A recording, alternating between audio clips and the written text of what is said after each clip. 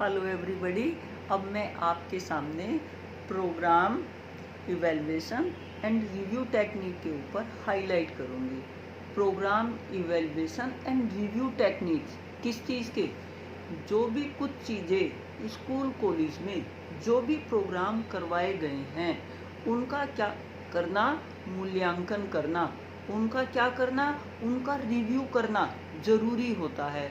हर school college में जो planning की गई, जो चीज़ मैनेज की गई हैं, इसके बाद क्या है, उनका रिव्यू करना अनिवार्य है। अगर उनका मूल्यांकन नहीं किया जाएगा तो चीज़ फर्दर कैसे जो है बेहतर तरीके से की जाएगी। तो जो ये इसको पर्ट कहते हैं, program evaluation and review techniques. जो प्रोग्राम इवैल्यूएशन और रिव्यू टेक्निक है, ये अपने आप में इम्पोर्टेंट इसलिए है, जैसे हमने खाना बनाया, खाना बनाने के बाद खिलाया, खिलाने के बाद जो बनाने वाला है वो ये पूछता है कि कैसा लगा।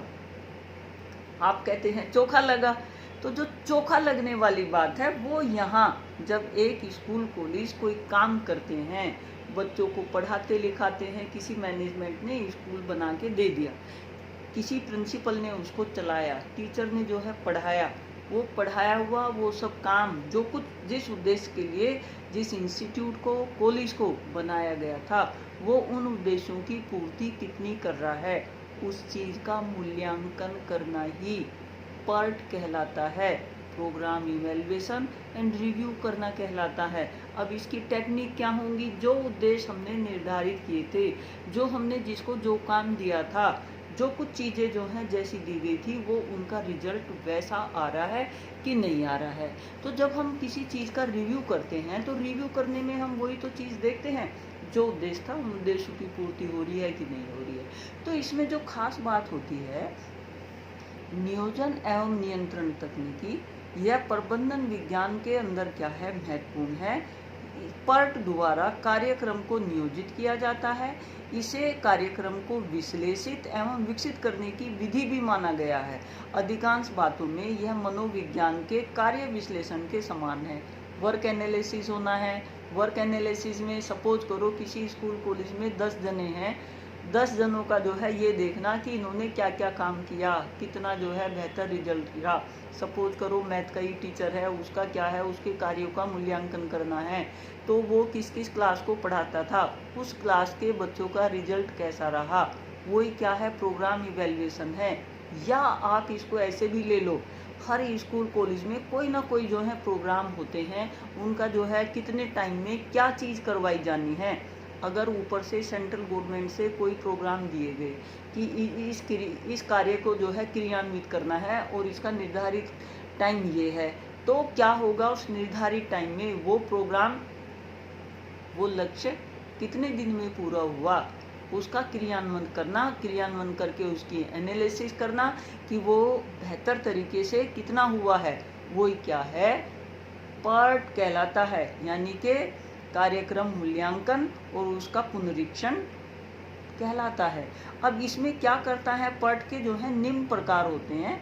यानी कि जब हम जब हम क्या है कार्य का विश्लेषण करते हैं तो उसमें 4-5 बातें जो है मेन होती हैं।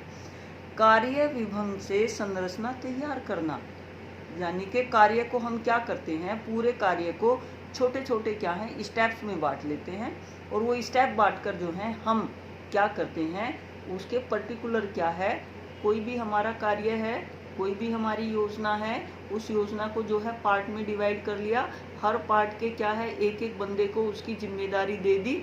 जिम्मेदारी देना वर्क का क्या है, डिस्ट्रीब्यूशन करना कहलाता है। तो हमने वर्क का डिस्ट्रीब्यूशन कर दिया। जैसे हमने किसी भी क्लास में कोई भी जो है प्रोग्राम करवाना है, सपोज करो कोई कल्चर प्रोग्राम का ही आयोजन होना है, तो हमने डांस के लिए एक टीचर कर दिया, हमने स्किट के लिए क्या है एक टीचर कर दिया, मोनो एक्टिंग के लिए एक टीचर कर दिया, और वो मान लो 15 अगस्त पे होना है, और आज उसकी जो है प्लानिंग की कि भाई ये जो है प्रोग्राम रखे जाएंगे, और उसमें हर उसका जो है इंचार्ज बना दिया। 15 तारीख को प्रोग्राम हुआ, फिर इसके बाद क्या है, हम 15 तारीख के बाद बैठ के एक मीटिंग करेंगे और मूल्यांकन करेंगे कि भाई ये जो हमने कार्य किया था ये हमारा कैसा रहा। वही क्या कहलाता है, हमारा कार्यक्रम मूल्यांकन और पुनरीक्षण कहलाता है। इसके बाद क्या करेंगे, उद्देश्यों को परिभाषित करेंगे।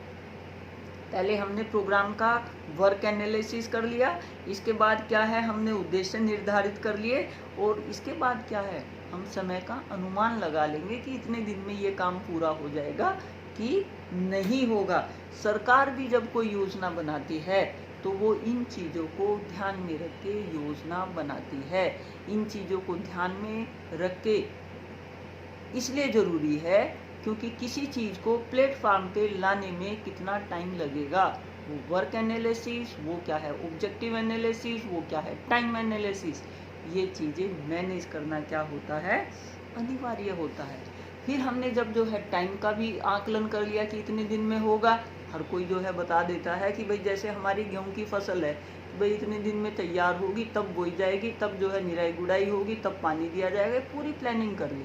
उसके बाद कि कब कटेगी, कि जब कटेगी तब इसका जो है मूल्यांकन की भाई बढ़िया फसल की कैसी, वही सारी चीज़ें जो हैं शिक्षा में भी हैं। जब हम क्या है, इसका टाइम भी पूरा एनालिसिस हमने कर लिया, फिर हम क्या करते हैं, उसका तंत्र क्या है रूपांकन करते हैं, उसके पूरे सिस्टम की एक रूपरेखा बना लेते हैं।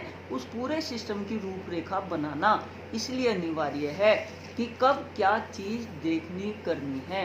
अगर उसकी रूपरेखा नहीं बनाएंगे तो वो कार्य क्या है, बेहतर तरीके से नहीं हो सकता। इसके बाद क्या होगा, कार्यक्रम मूल्यांकन एवं पुनरीक्षण तकनीकी के इससे जो है लाभ क्या होते हैं।